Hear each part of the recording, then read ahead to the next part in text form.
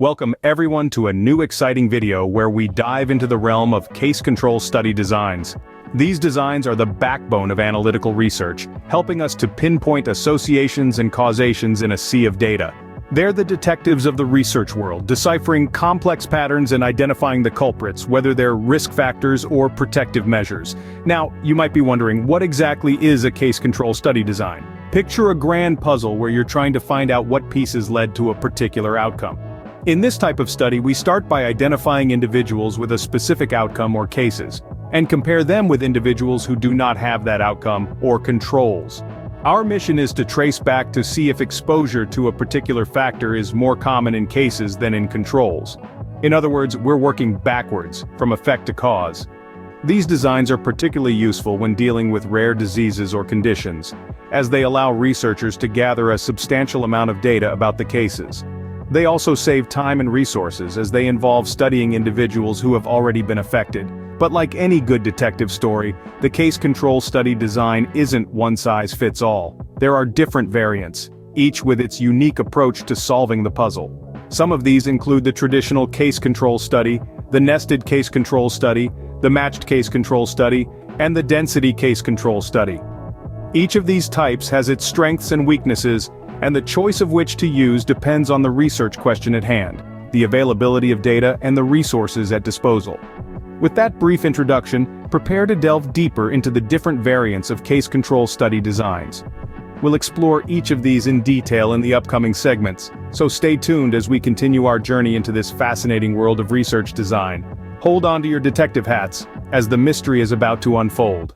Our first stop is the traditional case control study.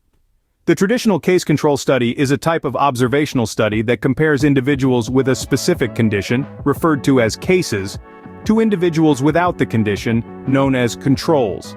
This type of study is often used in medical research to identify factors that may contribute to a person developing a certain disease. Imagine, for instance, we're trying to find out if there's a link between eating fried foods and the development of heart disease. In a traditional case control study, we'd select a group of people who already have heart disease. These are our cases. Then, we'd choose another group of people who don't have heart disease. These are our controls. We'd then compare the dietary habits of both groups, specifically looking at their fried food consumption. One of the key features of a traditional case control study is its retrospective nature. This means that it looks back in time to examine how different life factors might have contributed to the onset of a condition. This retrospective approach is particularly useful when the condition of interest is rare, as it allows researchers to gather a sufficient number of cases to study. Another characteristic of a traditional case control study is that it's usually quicker and less expensive than other types of studies, like cohort studies. This is because the outcome of interest has already occurred in the cases, so researchers don't have to wait for events to happen over time. However, it's also important to note that traditional case control studies have their limitations. For instance, they're more susceptible to certain types of bias, such as recall bias, where people with a condition might remember their past differently than those without the condition. To sum it up, a traditional case control study is a valuable tool in research, providing insights into potential risk factors and associations between behaviors or exposures and diseases. However, like all research methods, it should be used wisely, considering its advantages and limitations. That sums up our first variant, the traditional case control study. Next, we explore the nested case control study. A nested case control study is a special type of case control study that's, well, nested within a larger cohort study. Picture a Russian nesting doll where smaller dolls are tucked inside larger ones. That's how a nested case control study works. It's a study within a study, drawing its cases and controls from a pre-existing cohort. What's special about this study design? For starters, it offers an advantage in terms of efficiency. The data collection and follow-up are already done as part of the larger cohort study. This makes it less time-consuming and more cost-effective than a traditional case control study. But of course, there's more to it. The nested case control study also allows for the study of multiple outcomes.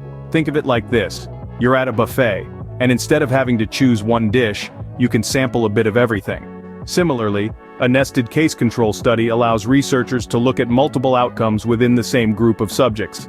The nested case control study also gives a more accurate measure of exposure.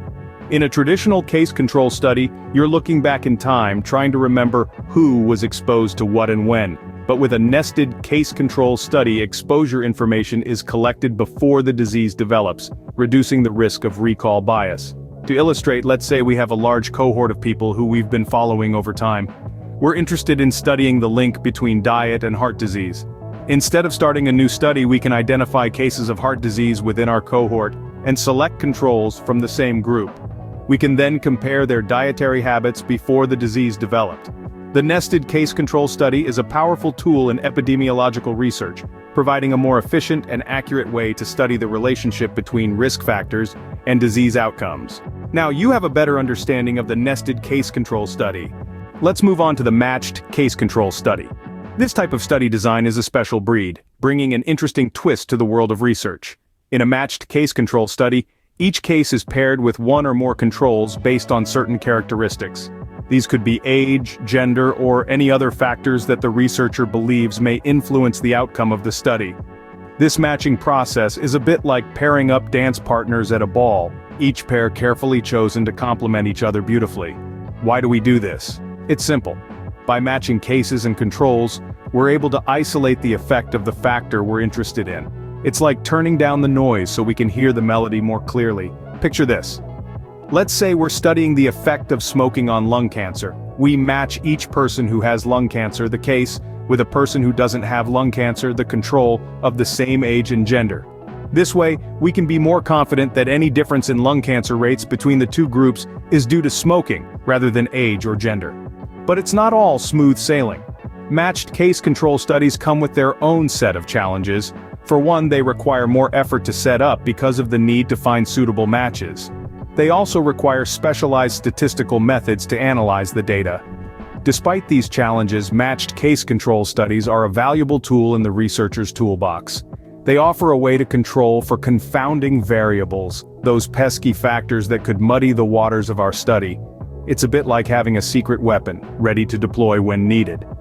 So, whether you're a budding researcher or just someone who loves to understand how things work, remember the matched case control study.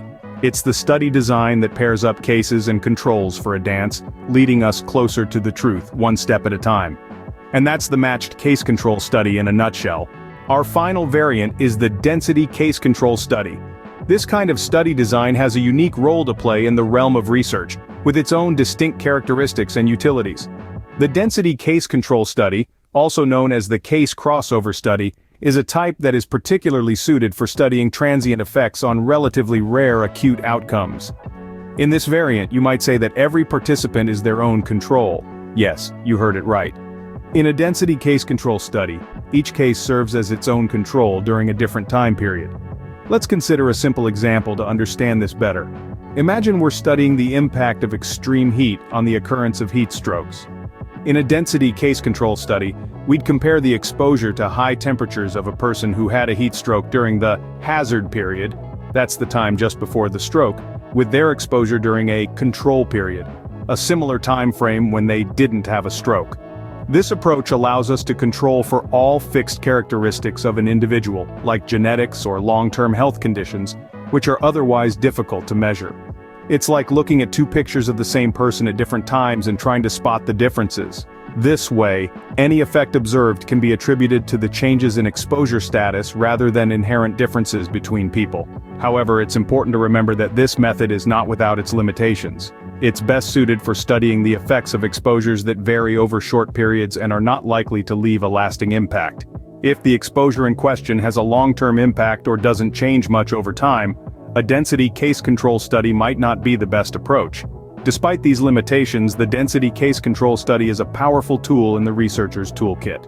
It gives us a way to control for individual characteristics and focus on the impact of changing exposures, making it invaluable in certain research contexts. That concludes our exploration of the density case control study. Having explored the variants, let's take a moment to recap. We kicked off our journey with an overview of case control study designs, setting the stage for the different variants we would delve into. The first variant we discussed was the traditional case control study. We highlighted its unique attribute as a retrospective design, where we start with an outcome and work our way back to investigate the exposure. This design is particularly useful when dealing with rare diseases, as it allows for a more efficient study. We then transition to the nested case control study. This variant is a blend of the cohort and the traditional case control study. The key advantage here is that it allows us to assess multiple outcomes from a single cohort, making it a cost-effective and time-efficient approach. Our journey continued with the matched case control study. In this variant, each case is matched with a control based on certain characteristics, reducing confounding variables and increasing statistical efficiency. This method, however, demands a meticulous matching process to avoid overmatching. Finally, we delved into the density case control study, an innovative variant that treats time as a crucial factor. Here, controls are selected from individuals at risk at the time when the case occurs. This dynamic design is particularly useful in situations where the population at risk changes over time. Each variant of case control study designs carries its own strengths and challenges, and the choice among them depends on the specific circumstances of the study. It's crucial to understand these variants to design a study that is both efficient and effective. With that, we've come to the end of our journey through case control study designs. We hope that this exploration has illuminated the different paths you can take in your research design and armed you with the knowledge to choose the one that best suits your needs. Remember, thoughtful design is the cornerstone of impactful research. Now that you're equipped with knowledge about case control study designs, we'd love to hear from you. It's one thing to absorb information, but the real magic happens when you start asking questions, sharing your thoughts, and engaging with the material. So, let's transform this one-way conversation into a dynamic exchange. Wondering about the specifics of a nested case control study? Or perhaps you'd like to discuss the pros and cons of density case control studies. Any question, any thought, we'd love to hear it. And while you're at it, why not hit the like button if you found this video helpful? Share it with those who might benefit from it too. Remember, knowledge is power, and sharing it multiplies that power. And of course, subscribe to our channel for more content like this. We've got a lot more to share. Don't forget to drop your questions and comments in the section below. Stay curious and keep learning.